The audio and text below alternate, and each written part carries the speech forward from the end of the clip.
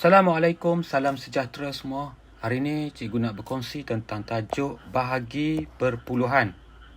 Bagi matematik tahun 5, rujukan buku teks muka surat 78. Terus ke contoh yang pertama, berapakah jisim bagi satu paket kecil biskut? Jadi perhatikan gambar rajah dan fahami soalan. Okey, ini satu kotak besar biskut. Jadi dalam ni ada 12 paket. Jadi macam mana nak kira yang ni? Jadi berapakah berat satu kotak besar ni? Beratnya adalah 0.6 kilogram. Jadi boleh bulatkan kata kunci. So ada 0.6 kilogram dan 12 paket. Jadi apa perlu kamu buat sekarang ni? 0.6 bahagi dengan 12. Okey, sebelum kamu nak buat bahagi perpuluhan, apa yang perlu kamu ingat? Bahagi nombor perpuluhan tak boleh ada baki. Okey, kemudian sekiranya ada baki, kamu kena cipta sifar dan letak titik perpuluhan di bahagian atas hasil bahagi. Okey. Jadi buat bentuk lazim 0.6 bahagi dengan 12. Okey, kemudian buat sifir 12 ya. Okey, ini sifir 12. Okey, seterusnya titik perpuluhan terus naikkan ke atas satu laju ya. Kemudian kiralah sifar bahagi dengan 12, tak boleh, jadi terus sifar dekat atas ya. Jadi sifar darab 12 sama dengan sifar, buat turun 6. 6 bahagi 12 pun tak boleh sebab 6 kecil, jadi automatik atas ni adalah sifar. Jadi sifar darab dengan 12 sama dengan sifar. Okey, bakinya 6. Ingat, bahagi perpuluhan tak boleh ada baki. Okey, sekiranya ada baki, cipta sifar.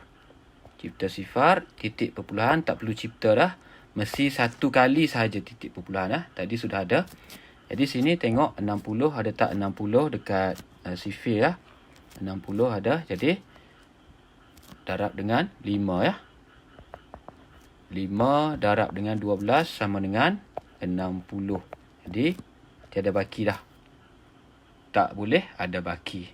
Kemudian ingat ya, soalan ada kilogram, unit kilogram. Jadi jawapannya ada unit kilogram juga. Tulis mula satu paket biskut bersamaan dengan 0.05 kilogram.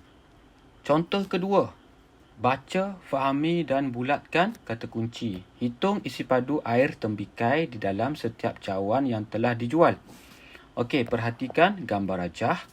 Dalam balang ni ada 22.5 liter air ya. Kemudian kawan dia kata kita telah menjual 60 cawan air tembikai yang sama saiz. Jadi kata kuncinya 60. Kemudian yang sama saiz pun kata kunci juga sama saiz, bermaksud bahagi ya. Bahagi. Jadi 22.5 liter bahagi dengan 60. Buatlah bentuk lazim. Okey, dah buat bentuk lazim 22.5 liter. Okey, bahagi dengan 60. Buat sifir 60. Mudah saja buat sifir 60. Kamu buat saja dulu sifir 6 ya. 6, 12, 18. Kemudian sifar ni bawa turun sahaja. Sifar. Okey, dan seterusnya. Kemudian bahagilah 2 bahagi dengan 60 tak boleh sebab 2 kecil. Jadi terus sifar dekat atas ya. Sifar darab dengan 60 sama dengan sifar. Bakinya 2, bawa turun 2. Sekarang ni 22. 22 pun sama, tak boleh bahagi dengan 60 sebab 22 kecil daripada 60. Jadi terus tulis sifar dekat atas ya. Jadi bakinya sifar darab 60, sifar baki 22. Bawa turun 5. Titik perpuluhan jangan lupa naik atas satu laju ya. Jadi sekarang ni dapat 225. Cari nombor yang paling dekat ialah 180 ya. Jadi 3 darab dengan 60 sama dengan 180, bakinya 45. Okey, masih ada baki. Jadi kena cipta sifar. Okey, titik perpuluhan sudah ada. Jadi satu kali saja titik perpuluhan. Jadi cari yang paling dekat. 450 tak ada. Jadi yang paling dekat dan kecil ialah 420. Ini 7 darab 6 sama dengan 420, bakinya 30. Masih ada baki, jadi kena cipta lagi sifar. Titik perpuluhan tak perlu, hanya sekali saja. Jadi cari yang paling dekat. Okey, dah ada sini 300 ya. Jadi kamu dapat jawapannya setiap cawan bersamaan dengan sifar perpuluhan 375 liter. Alright. Contoh ketiga, Lucy, tolong potong renda ini kepada 10 bahagian sama panjang. Okey. Panjang renda itu ialah 9.25 meter panjang keseluruhan. Jadi soalannya disuruh potong kepada 10 bahagian yang sama panjang. Jadi bulatkan kata kunci. Okey, 9.25 meter dan 10 bahagian. Kemudian soalannya dia tanya, berapakah panjang satu bahagian renda itu? Okey, kata kuncinya di sini bahagian sama panjang. Sama panjang bermaksud bahagi. Jadi, bahagilah. 9.25 meter bahagi dengan 10. Okey, teknik untuk bahagi dengan 10 tak perlu buat bentuk lazim ya. Cuma buat kaedah ombak. Okey, di sini 10, 100, 1000 guna kaedah ombak. Jadi 10 ada satu sifar bermaksud satu ombak. Satu ombak tu bermaksud kita ubah titik perpuluhan tu ya. Okey, bahagi ombaknya ke kiri bawah.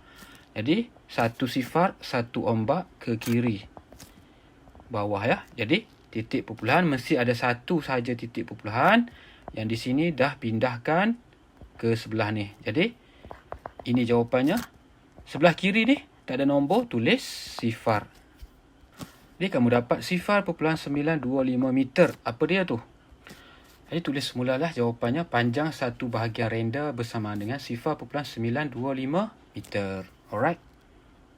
Okey, seterusnya 54.9 bahagi dengan 100. Bahagi 10, bahagi 100, gunakan kaedah ombak sahaja. Tak perlu buat bentuk lazim. Jadi dua sifar bermaksud dua ombak, bahagi ombak ke kiri bawah ya. 1, 2. Ombak tu langkau satu nombor sahaja. Jadi titik perpuluhan kita dah ubahlah. Kita buat ombak tu untuk ubah titik perpuluhan. Jadi berubah pergi ke sini ya. Jadi di sini dah tak ada titik perpuluhan. Jadi titik perpuluhan tak ada nombor kat depan ni. Sebelah kiri ni. Jadi sebelah kiri ni adalah sifar. Jadi kamu dapatlah jawapannya sifar perpuluhan 549. Contoh kelima, 8,973 bahagi dengan 1,000 sama dengan P. Jadi, nak cari berapakah nilai P. Ingat ya, bahagi 10 satu ombak, bahagi 100 dua ombak, bahagi 1,000 3 ombak guna kaedah ombak. Jadi, 1, 2, 3 ombak. Jadi, titik perpuluhan ni berada di mana? Okey, titik perpuluhan berada di sebelah 3 ni ya. Okey, jadi kamu ubah 3 sifar, 3 ombak. 1, 2, 3. Titik perpuluhan berubah ke sini. Jadi, di sini dah tak ada titik perpuluhan. Jadi, itulah jawapannya. 8.973. Alright. Okay, contoh ke-6. 90.3 bahagi dengan K sama dengan 9.03. Jadi, nak suruh cari anu ya. Anunya adalah K. Jadi, soalan ni kena guna kaedah cuba jaya. Bahagi dengan 10 kah? Bahagi dengan 100 kah? Ataupun bahagi dengan 1,000. Jadi kamu tengok jawapan dulu ya. Jawapannya dapat 9.03. Jadi K ni nilainya sama ada 10 atau 100 ataupun 1,000. Kena guna kaedah cuba jaya. Jadi kalau kamu ubah satu tempat perpuluhan, maksudnya bahagi dengan 10. Kamu akan dapat jawapannya 9.03. Okey, betul lah. Kalau kamu bahagi dengan 2 tempat perpuluhan, okey, 2 ombak, maksudnya 100. Titiknya berada di sini. Jadi, sininya sifar. Jadi, kamu dapat jawapan sifar perpuluhan 903. Okey, bukan ya. Jadi, jawapannya 9.03 sama. Jadi, bahagi dengan 10. Jadi nilai K-nya adalah 10. Jadi kamu tulislah K sama dengan 10. Contoh ke-7.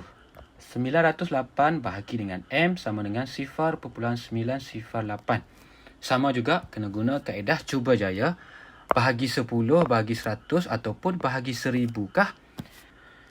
Jadi kamu tengok sendiri jawapannya dapat 0.908. Langkah pertama kamu tengok dulu 9.8 ni dekat mana titik perpuluhannya. Berada di nombor last sekali ya. Nombor 8 tu. Jadi jawapan dapat 9.908. Jadi kamu ubahlah berapa agak-agak titik perpuluhannya. Okey. Ataupun sifar ya. 1, 2, 3. Berapa ombak? Okey. 3 ombak. Jadi di sini adalah sifar. Jadi 3 ombak bermaksud sifar. Bermaksud 1000. Jadi nilai M-nya adalah 1000. Alright, jelas ya? Seperti biasa 7 soalan dah bincang. Ingat ya, nak bahagi perpuluhan tak boleh ada baki. Sekiranya ada baki, okey, kena cipta sifar dan naik titik perpuluhan. Ingat titik perpuluhan ada 1 kali sahaja. Jadi boleh cuba jawab soalan pada buku teks tahun 5 muka surat 79 ya. Okey. Nombor 1 dan 2. Jadi cikgu share jawapannya. Jadi cuba jawab dan cuba dapatkan jawapan seperti yang tertera. Jadi itu sahaja perkongsian cikgu pada hari ini. Jumpa lagi